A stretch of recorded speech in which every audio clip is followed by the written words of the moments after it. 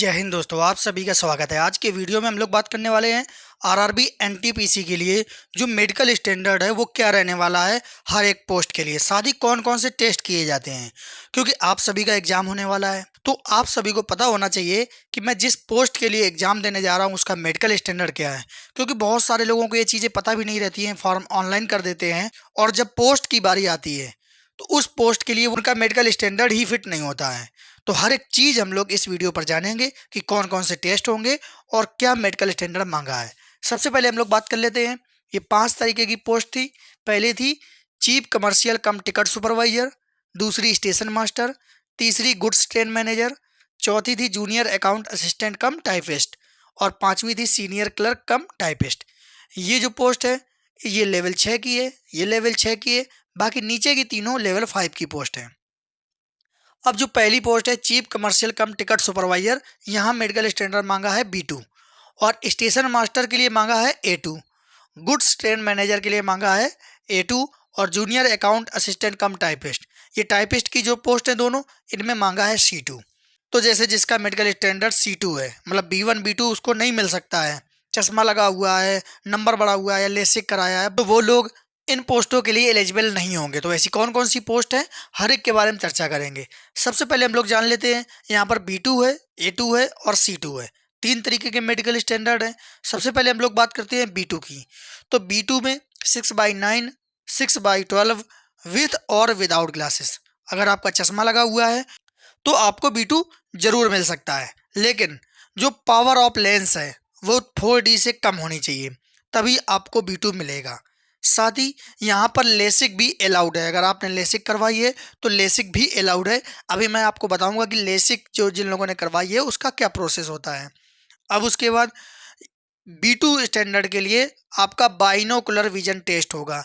Binocular क्या होता है, आपने बहुत सारे लोगों को देखा होगा, वो देख तो आपकी तरफ रहे हैं लेकिन उनकी नज़रें एक साइड को होती हैं, या फिर जो आंखें हैं, आंखों की पुतली देखना एक इस साइड है और एक इस साइड है और आपकी तरफ देख रहे हैं, तो ऐसा नहीं होना चाहिए। ये चीज़ें चेक होती है बाइनोकुलर टेस्ट में। तो ये टेस्ट आपका पास होना चाहिए, तभी आपको ये B2 स्टैंडर्ड मिलेगा। इससे ज़्यादा चीज़ें कुछ नहीं चेक की जाती हैं। अब बात करें C2 के लिए।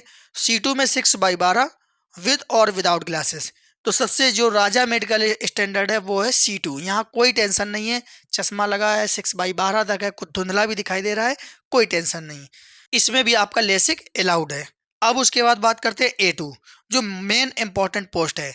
और A2 कहाँ का मांगा है, स्टेशन मास्टर और गुड्स ट्रेन मैनेजर। तो बहुत सारे लोगों का ये सपना होता है कि हम स्टेशन मास्टर बन जाएं। तो आप लोगों के लिए क्या मेडिकल स्टैंडर्ड चाहिए, तो 6/9 विदाउट ग्लासेस। यहाँ ग्लासेस नहीं चलेगा। अगर आपके चश्मा लगा हुआ है तो भाई आप इन दोनों पोस्ट के लिए एलिजिबल नहीं हो, पहले ही आप फाइट से बाहर हो गए हो।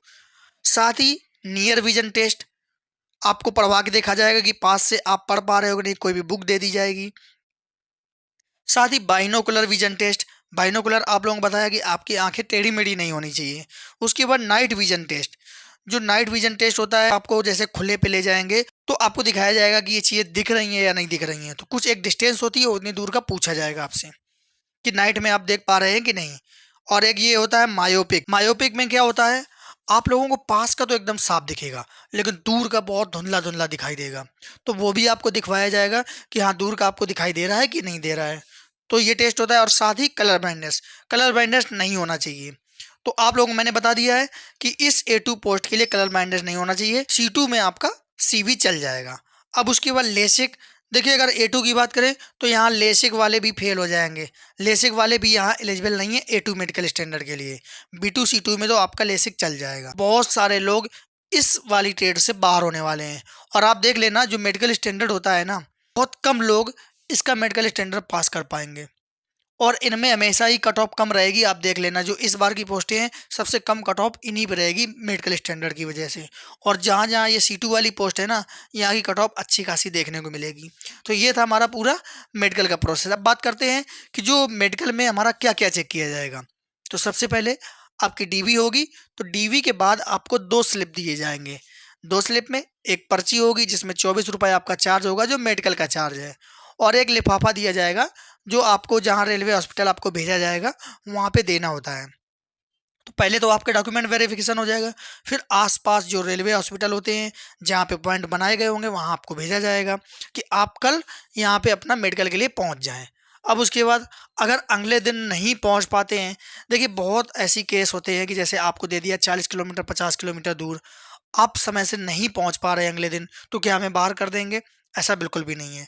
आप अगले दिन अगर 10 बजे पहुँच रहे हैं, 12 बजे पहुँच रहे हैं या शाम को पहुँच रहे हैं, तो जब आप वहाँ पहुँचेंगे ना, तो आपको अगले दिन की डेट वो लोग दे देंगे। तो इससे बेफ़िक्र रहें कि आप अगर लेट हो गए तो मुझे पता नहीं लें कि ना लें, तो ऐसा नहीं है, बिल्कुल टेंशन फ्री रहें। अब उसके बाद जब वहाँ पे जाओगे तो आपको खाली पेट जाना है।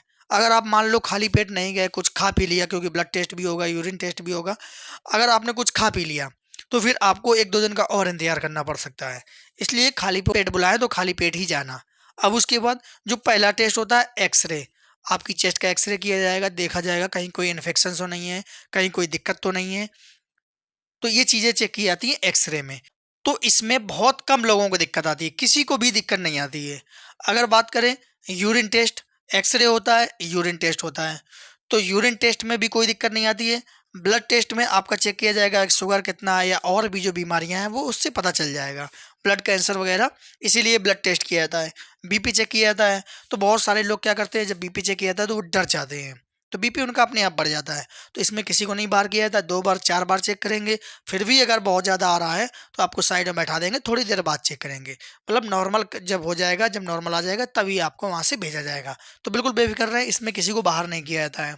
उसके बाद बात करें आई टेस्ट, मैंने आपको कुछ चीज़ें वहाँ बता दी थी। यहाँ पे 6 मीटर दूरी से क्या होगा, आपको पढ़वा के देखा जाएगा। जैसे आप नॉर्मली दुकान में जाते हो तो आपको एबीसीडी पढ़वाई जाती है। लेकिन रेलवे हॉस्पिटल में क्या होता है, आपको सीधी होगी, अब वो कटी भी होगी, उल्टी भी होगी, सीधी भी होगी, तो आपसे पूछा जाएगा कि किस तरफ को इसका मुँह है। तो ये आपको पढ़ के बताना होगा। उसके बाद नियर विजन टेस्ट भी होगा, आपसे बुक पढ़वाई जाएगी। कलर ब्लाइंडनेस टेस्ट भी होगा, जिसमें सीबी आपका चेक होगा। तो कलर ब्लाइंडनेस भी टेस्ट होगा, उसी के अकॉर्डिंग देखा जाएगा कि आप सी टू के लिए फिट हो या ए टू या बी टू, क्या आपको मिलना चाहिए। तो कलर ब्लाइंडनेस भी होगा। उसके साथ साथ 6 मीटर दूरी से एक लाइट, मान लीजिए 6 मीटर दूर पे एक लाइट दिखाई जा रही कि आप इस लाइट को देखिए। अब वो लाइट ऐसे निकल रही होगी, हरी होगी, लाल होगी, पीली होगी, जैसी भी हो।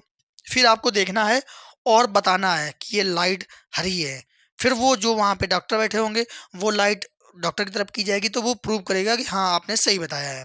लेकिन इसमें जो मेन इम्पोर्टेंट चीज़ है ना, वो सिर्फ़ हरी और लाल नहीं पहचानना है।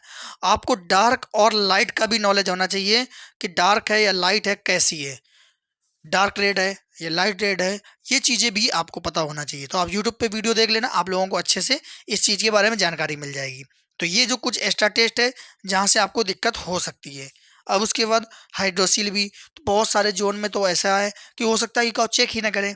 अगर चेक भी करेंगे तो ऐसे ही ऊपर से देख लेंगे नॉर्मली। लेकिन बहुत सारे ज़ोन हैं जहाँ अच्छे से चेक करते हैं, तो इस ज़ोन के ऊपर डिपेंड करता है। उसके बाद पाइल्स भी आपका चेक होता है, और ये भी ऐसा टेस्ट है कि बहुत कम जगह चेक किया जाता है।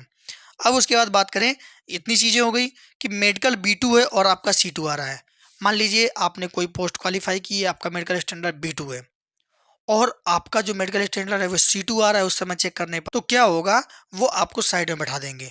हो सकता है अगले दिन भी बुला लें कि किसी भी तरीके से बी टू मिल जाए। अगर आप आस पास क्राइटेरिया में होगे ना, तो आपको वो बी टू ही दे के भेजेंगे, फिर आपको सी टू नहीं देंगे। तो डॉक्टर हर चीज़ अच्छे तरीके से समझता है। अब उसके बाद क्या दोबारा से टेस्ट करा सकते हैं? तो बिल्कुल, अगर आपको दिक्कत लग रही हो कि भाई मैं तो ये सी टू पोस्ट के लिए एलिजिबल हूँ, बहुत सारे लोगों का सपना होता है कि मैं सी टू वाली ही पोस्ट पे जॉब करूँगा, मुझे इस पे नहीं करना है। अब उनको बी टू मिला है, आस-पास सी टू के हैं, तो वो लोग दोबारा से चेक करा सकते हैं, डॉक्टर से भी कह सकते हैं कि मुझे सी टू दे दीजिए, अगर आस-पास हो तो। क्योंकि वो तो आपको बी टू ही देने की कोशिश करेंगे। तो जब आपका सी टू मेडिकल स्टैंडर्ड होगा तो सी टू पोस्ट मिल जाएगी। तो ये चीज़ें थोड़ी-सी ध्यान रखनी होती हैं। तो इसके लिए आप दोबारा भी टेस्ट वहीं पे करा सकते हो, तो फिर अगले 1-2 दिन आपको रुकना होगा। अब उसके बाद फेल पास कैसे पता चलता है? देखिए, जब जैसे पूरे दिन का मेडिकल हो जाता है, जो भी आपके टेस्ट होने होते हैं, फिर आपको सिग्नेचर करने होते हैं। तो हर एक पेज पे सिग्नेचर करना होता है, जो-जो आपके टेस्ट हुए हैं। तो आपने अगर सारे पेजों पर सिग्नेचर कर दिया, जो 5-6 टेस्ट होते हैं, सब में सिग्नेचर कर दिया है, तो भाई आप पूरी तरीके से फिट हो। अगर किसी भी टेस्ट में दिक्कत आई है, तो आपको वहाँ पे साइन नहीं करना होगा उस पेज पे, फिर आपको उस चीज़ के री मेडिकल मिलेगा या आपको बताया जाएगा, तो आपको वहीं पे पता चल जाएगा कि हाँ, आपको कोई दिक्कत हुई है कि नहीं हुई है।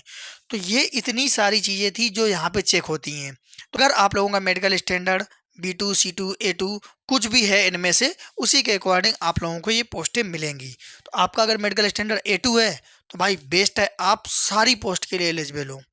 तो आप सभी लोगों को अगर वीडियो अच्छा लगा हो, इन्फॉर्मेशन अच्छी लगी हो, तो वीडियो को ज़रूर लाइक करना, चैनल को ज़रूर सब्सक्राइब करना। मिलते हैं अगले वीडियो में। जय हिंद।